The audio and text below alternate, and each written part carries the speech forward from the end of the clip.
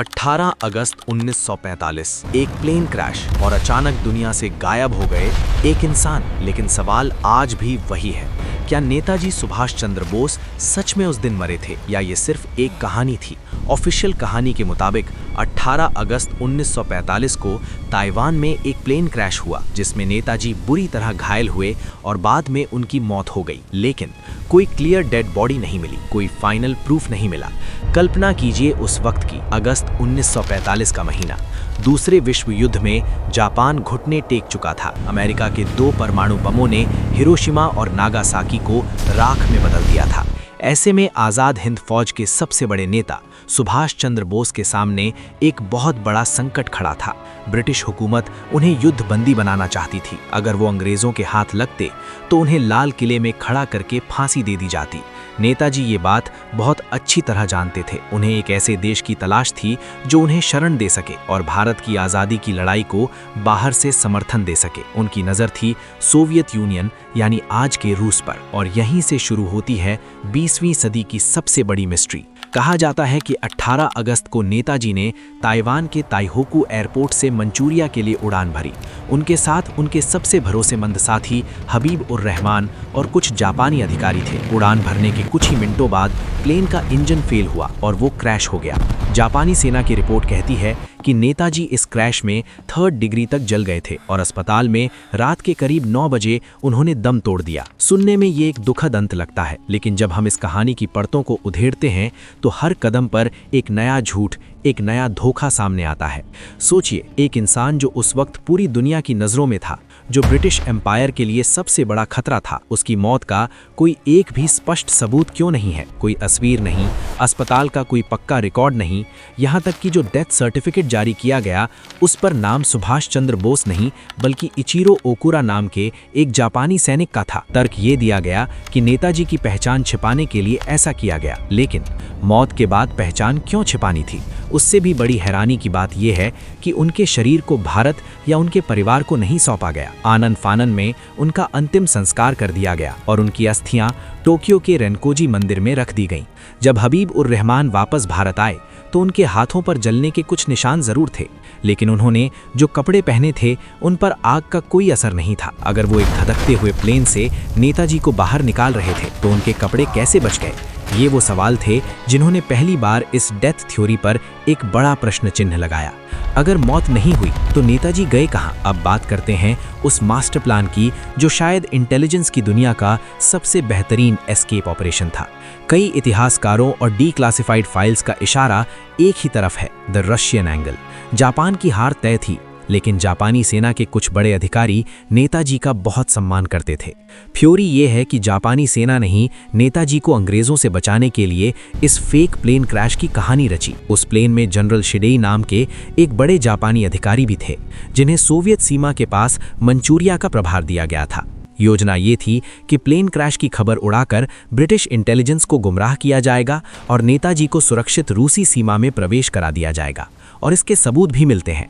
1946 में British intelligence की अपनी अंदरूनी रिपोर्ट में ये दर्ज था कि उन्हें शक है कि बोस जिंदा हैं और वो रूस में छिपे हैं। खुद महात्मा गांधी ने भी बंगाल के एक दौरे के दौरान सार्वजनिक रूप से कहा था कि उनका दिल कहता है कि सुभाष अभी जिंदा है। अगर ये महज एक अफवाह थी तो ब्रिटिश सरकार और आज़ाद भारत की शुरुआती सरकारें इतनी डरी हुई क्यों थीं? यहाँ एक और खौफनाक सच सामने आता है, जासूसी का सच। भारत आज़ाद हो गया। 1947 में लाल किले पर तिरंगा लहराया गया। लेकिन क्या आप जानते हैं कि आज़ादी के बाद भी लगातार 20 सालों तक intelligence bureau IB Subhash Chandra Bose के परिवार की जासूसी कर रही थी। कलकत्ता के एल्गिन रोड पर नेताजी के भतीजे अमियनाथ बोस और शिशिर बोस के घर के बाहर IB के एजेंट 24 घंटे तैनात रहते थे। उनके घर आने वाली हर चिट्ठी को खोला जाता था, उसकी कॉपी बनाई जाती थी और फिर उसे वापस लिफाफे में डालकर डिलीवर किया जाता था। ये सारी रिपोर्ट सीधा दिल्ली, देश के सबसे बड़े नेताओं की टेबल पर जाती थी। अब एक सीधा सा सवाल है, अगर एक आदमी 1945 में ही ताइवान के प्लेन क्रैश में मर चुका था तो 1960 के दशक तक यानी 15-20 साल बाद भी उसके परिवार की इतनी भयंकर जासूसी क्यों की जा रही थी? क्या सरकार को डर था कि नेताजी वापस आ सकते हैं? क्या उन्हें लग रहा था कि नेताजी विदेश में बैठकर अपने परिवार से संपर्क करने की कोशिश करेंगे? ये जासूसी इस बात का सबसे बड़ा सबूत था कि सिस्टम में बैठे लोगों को भी ताइहोकू प्लेन क्रैश की कहानी पर भरोसा नहीं था। दशक बीतते गए, दुनिया बदलती गई, लेकिन बोस का रहस्य और गहराता गया। और फिर इस कहानी में एंट्री होती है एक ऐसे किरदार की जिसने पूरे देश को झकझोर कर रख दिया। उत्तर प्रदेश का फैजाबाद, 1980 का दशक। यहाँ एक रहस्यमयी बाबा रहते थे। लोग उन्हें भगवान जी या गुमनामी बाबा कहते थे। वो कभी घर से बाहर नहीं निकलते थे। वो हमेशा एक पर्दे के पीछे बैठते थे और किसी को अपना चेहरा नहीं दिखाते थे। उनसे मिलने की इजाज़त सिर्फ कुछ गिने चुने लोगों को थी, वो भी रात के अंधेरे में। लेकिन जो लोग उनसे मिले, उन्होंने जो महसूस किया वो रोंगटे खड़े कर देने वाला था। बाबा की आवाज़ में गज़ब का रौब था। उन्हें दुनिया भर की राजनीति, युद्ध नीतियों और अंतर्राष्ट्रीय मामलों की ऐसी जानकारी थी जो किसी आम साधु को हो ही नहीं सकती। सबसे चौंकाने वाली बात था उनका बंगाली लहजा और उनका अंग्रेज़ी बोलने का वो ख़ास अंदाज़ जो बिल्कुल नेताजी सुभाष चंद्र बोस जैसा था। 1985 में जब गुमनामी बाबा का निधन हुआ तो प्रशासन ने उनके कमरे का ताला तोड़ा। उस कमरे के अंदर जो खजाना मिला उसने सबको सुन्न कर दिया। वो कोई आम कमरा नहीं था। उस कमरे से गोल फ्रेम वाले चश्मे, विदेशी सिगार, महंगी रॉलेक्स की घड़ियां, जर्मन दूरबीनें और आज़ाद हिंद फौज की यूनिफॉर्म के कुछ हिस्से मिले। इसके अलावा वहां ढेर सारी किताबें थीं, राजनीति, दर्शन और युद्ध पर। उन किताबों के किनारों पर हाथ से लिखे गए कुछ नोट्स थे। जब उन नोट्स की हैंडराइटिंग का मिलान नेताजी की पुरानी हैंडराइटिंग से किया गया तो एक्सपर्ट्स भी हैरान रह गए।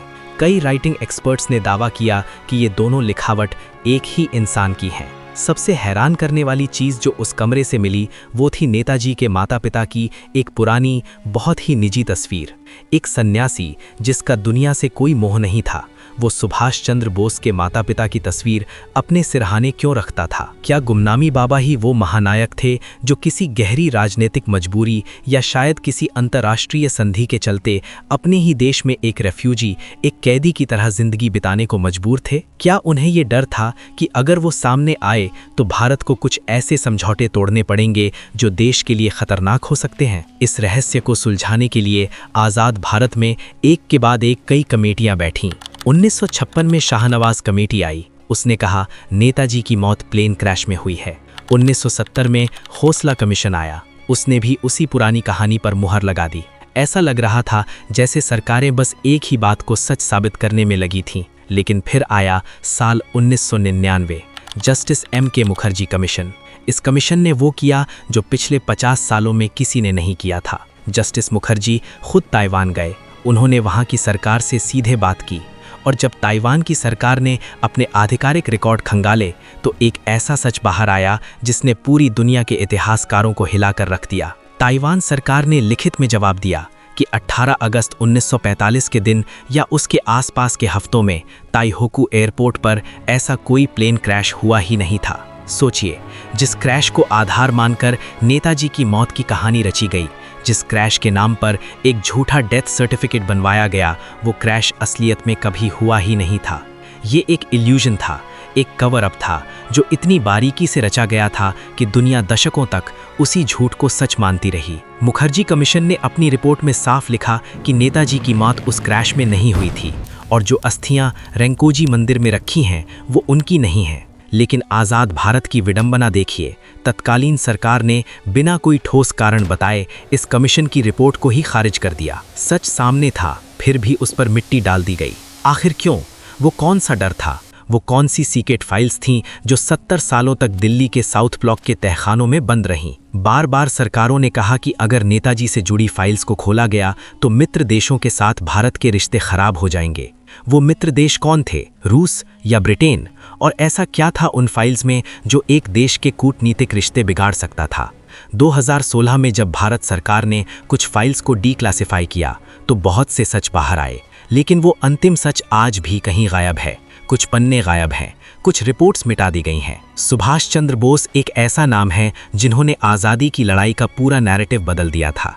उन्होंने भारत के युवाओं को वो आक्रामकता दी, वो जज्बा दिया जिसने ब्रिटिश साम्राज्य की नींव हिला दी थी। जब आज़ाद हिंद फौज के सैनिकों ने बगावत की तो अंग्रेज़ों को समझ आ गया था कि अब वो भारत पर और हुकूमत नहीं कर सकते। नेताजी ने हमसे खून मांगा था और बदले में हमें आज़ादी दी थी, लेकिन हमने उनके साथ क्या किया। एक ऐसा नेता जो चाहता तो आज़ाद भारत के सबसे ऊंचे पद पर बैठ सकता था, उसे हमने इतिहास के अंधेरे पन्नों में गुम होने दिया।